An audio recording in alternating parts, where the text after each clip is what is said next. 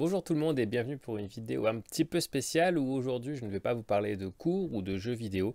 Je vais plutôt faire un petit bilan des derniers mois qui viennent de s'écouler. Alors que ce soit vis-à-vis de mon expérience professionnelle, avec ma découverte de la maternelle, je vais aussi en profiter pour faire un grand merci à tous les enfants et tous les parents et tous les collègues qui m'ont accueilli dans cette nouvelle école et dans cette nouvelle aventure. Et je vais aussi en profiter pour faire un petit bilan sur la chaîne, un petit retour sur mes différentes expériences que j'ai pu vivre depuis que je me suis lancé dans cette grande aventure qu'est YouTube et un petit peu sur les perspectives d'avenir que j'envisage de développer sur la chaîne l'année prochaine en fonction de ce que je ferai si j'ai une classe ou non. Je vous propose de découvrir tout ça juste après le générique. Allons-y, go!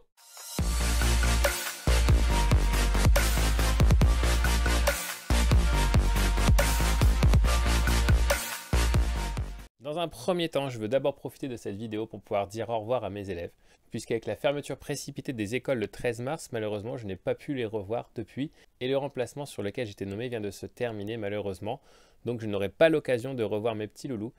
C'est pour ça que je vous adresse à tous ce petit message. Je vous remercie beaucoup de m'avoir accueilli dans votre classe. J'ai eu de la chance pendant ces quelques mois de pouvoir être votre maître. Vous m'avez appris énormément parce que c'était la première fois pour moi que je devenais un maître de maternelle. J'ai toujours eu des classes de grands, comme je vous avais expliqué.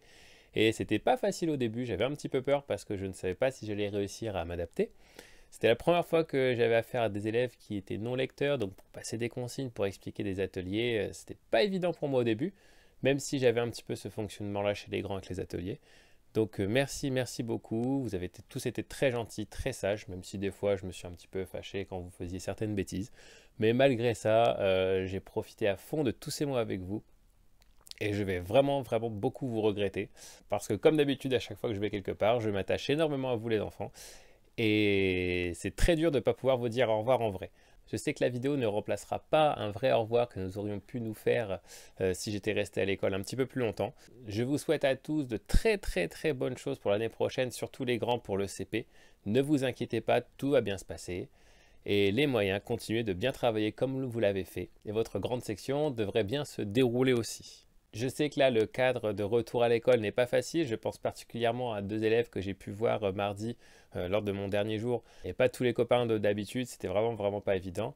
Mais comme j'ai pu vous dire mardi matin avant de partir, ne vous inquiétez pas, tout reviendra à la normale et vous finirez par retrouver tous vos copains et tout rentrera dans l'ordre comme avant d'ici quelques mois. Pour ceux qui restent à la maison, pareil, ne vous inquiétez pas, vous allez tous retrouver les copains. Et d'ici quelques temps, vous pourrez tous encore jouer et rigoler comme vous le faisiez.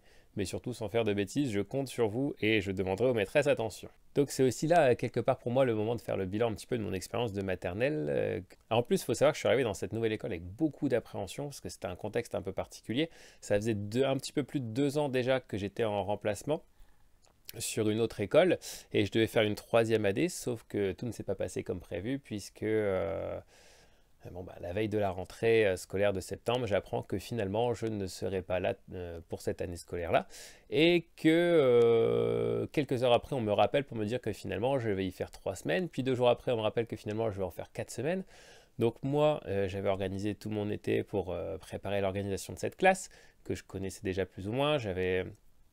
L'idée de la chaîne YouTube avait germé déjà à ce moment-là. À l'époque, je prévoyais de faire des cours en vidéo juste pour les enfants sur certaines notions que nous pourrions regarder à la maison autant de fois qu'on voulait pour après les réexploiter également en classe sous forme d'outils. C'était juste à la base cette chaîne un complément pour les cours de cette classe de CE1, CE2 que je pensais avoir.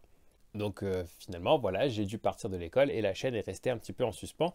Mais l'idée de la réutiliser, de la réemployer autrement, commençait à faire son petit bonhomme de chemin.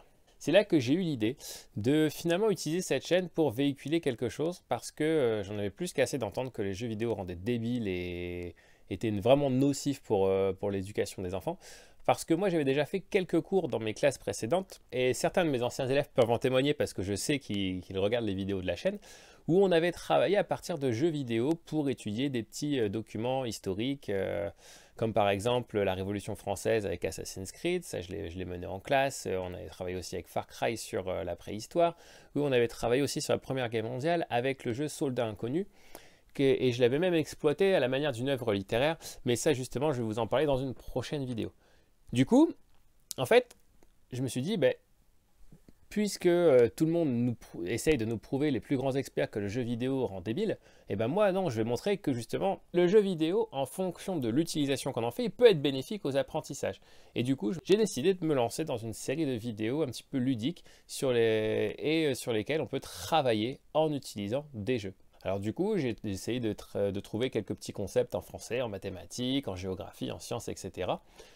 Alors bien évidemment, au fur et à mesure de mes pratiques, que ce soit en classe ou moi à la maison dans mes recherches, je me rends compte que finalement l'utilisation du jeu vidéo en classe reste assez limitée.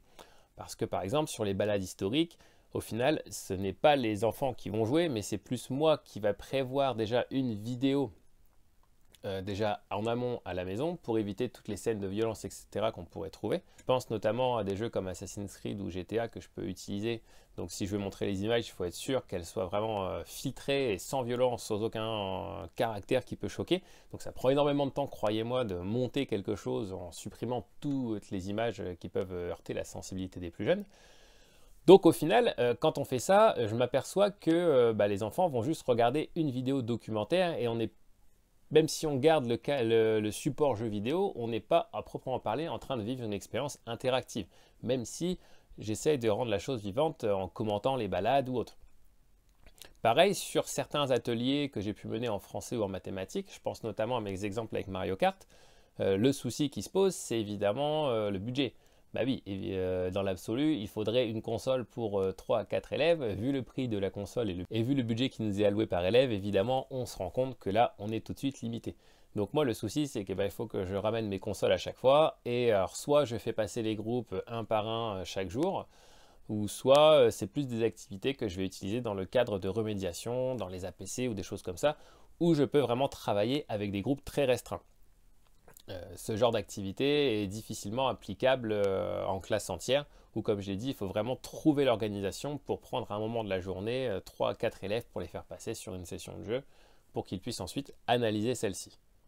Alors néanmoins, je ne désespère pas, hein, j'essaie de trouver, le but du métier d'enseignant, hein, c'est de se remettre en question en permanence pour essayer justement de trouver des solutions aux problèmes auxquels on est confronté en classe, afin d'essayer d'avoir le meilleur enseignement possible, même si l'enseignement parfait n'existe pas, afin d'avoir le meilleur enseignement possible, comme je disais, pour que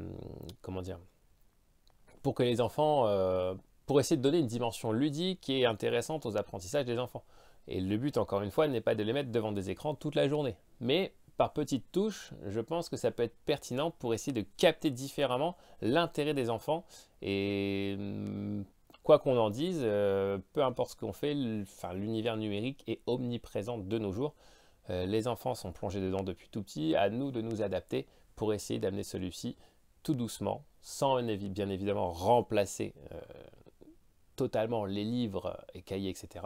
Mais à nous de les amener tout doucement dans ce monde-là, puisque plus tard dans leur travail, ils y seront forcément confrontés vu l'évolution rapide de la technologie. Alors pour l'avenir de la chaîne, pour l'instant je suis plutôt satisfait du développement. Je vous dis, j'ai démarré cette chaîne-là vraiment sans prétention. À la base, elle devait servir que pour ma classe.